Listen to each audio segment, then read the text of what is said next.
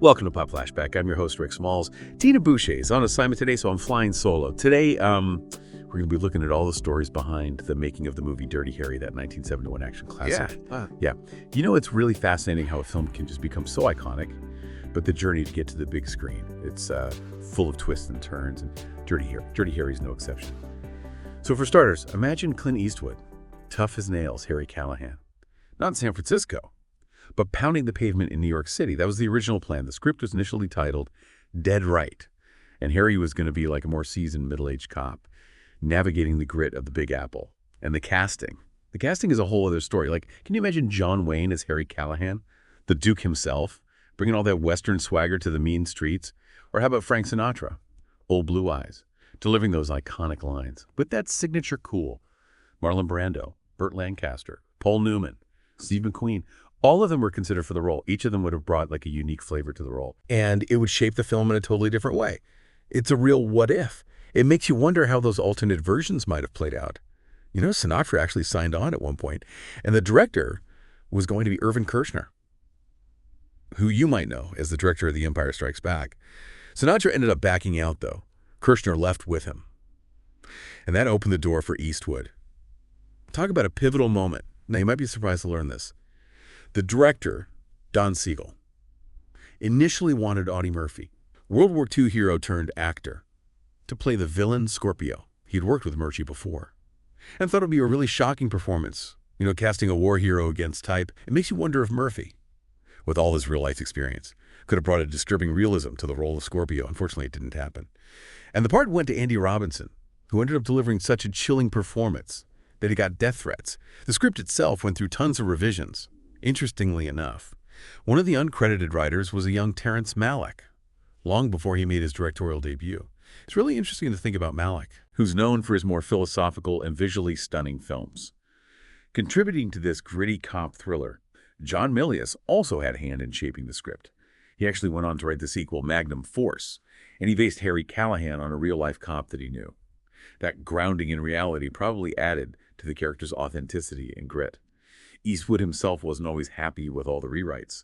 He felt that some of them drifted too far away from the core story. You know, the relentless pursuit of a killer. But he fought to keep that focus.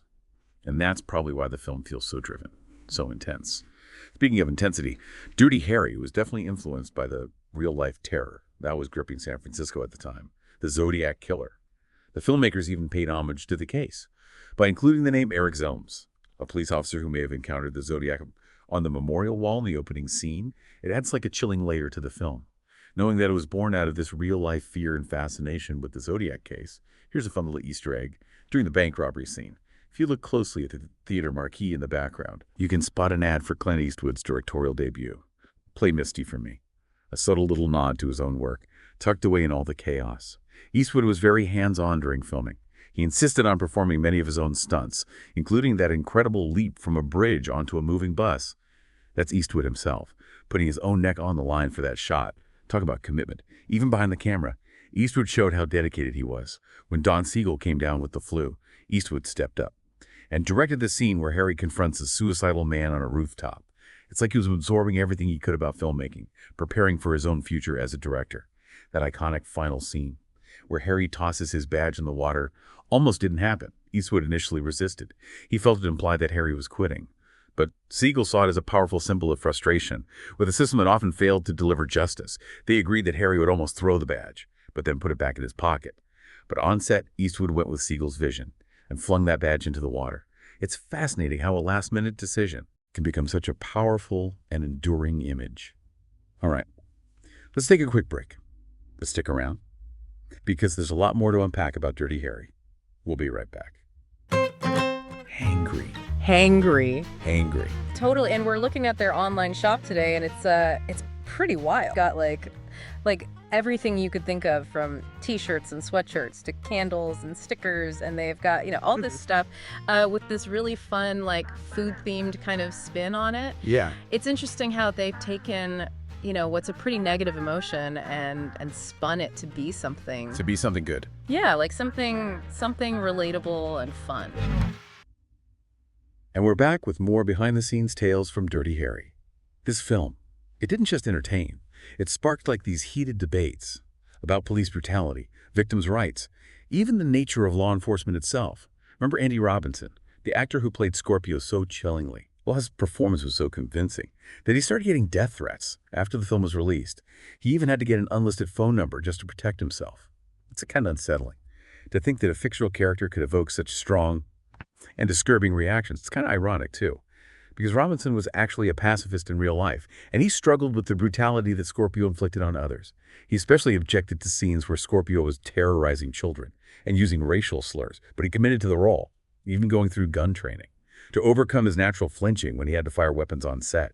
It really says something about the dedication of these actors. You know who can inhabit characters that are so different from their own beliefs? And get this, composer Lalo Schifrin, the guy who created that unforgettable Dirty Harry score. He originally wanted to use a female vocalist in scenes with Scorpio. His idea was to represent the inner turmoil and madness that was lurking beneath the surface.